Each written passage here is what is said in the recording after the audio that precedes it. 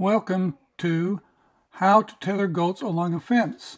I have an earlier video that shows how to run a tether line out through the middle of your pasture, but this is how to make use of a fence in order to tether your goats. My fence surrounds my garden.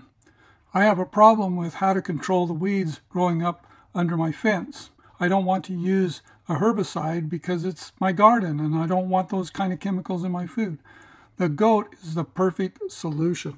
The key to it is to have a fence that the goat cannot get through. Start with a length of rope long enough to form a half circle from one end of the fence to the other, or some portion of the fence.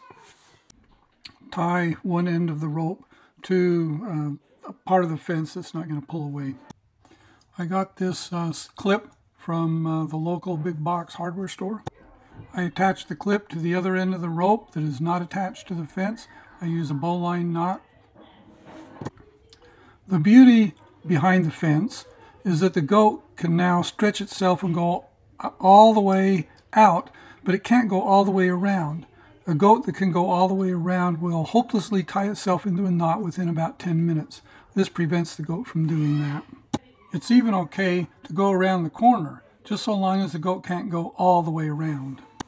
If you're tying up more than one goat, just make sure that the ends of the ropes with the clips do not meet close enough that the goats get tangled up together. Let's go get some goats. Hey, who wants to go first? I only take one goat out at a time. It's easier to manage that way. Hey, look at the technique. I'm going to grab that goat's collar with my finger as it comes through that little part of the gate. I lead the goat out using a dog leash, and I just attach that to the end of the rope with the clip. Goats tied directly to a rope tend to get them wrapped around their legs. It cuts off the circulation, and in a few minutes you have to go out and save the goat. But they seem to be able to shake off the dog leash without any problem. That concludes the half circle method of tethering a goat to a fence. Now let's take a look at tethering the goats along a fence in a straight line. My garden's looking pretty good for the month of May. But on the other side there's a fence that's full of bushes and weeds and stuff good for the goats. But you'll also notice that I have a line of fruit trees. I do not want the goats eating my fruit trees. To solve this problem, all I need is a pulley that I got at the big box hardware store. Put the pulley on the rope.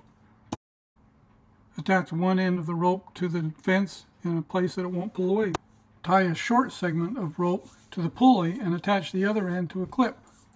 In my case, I'm using a very short segment.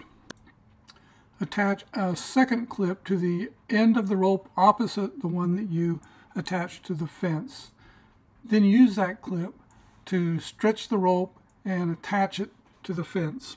By attaching one end of the rope to the fence using a clip, I can swivel it around so that one day the goat is tied to the left of the stationary knot on the fence, and on the next day is to the right of the stationary part of the rope that's attached to the fence. Here's another view of the short rope segment that's attached to the pulley on one end and the clip on the other end.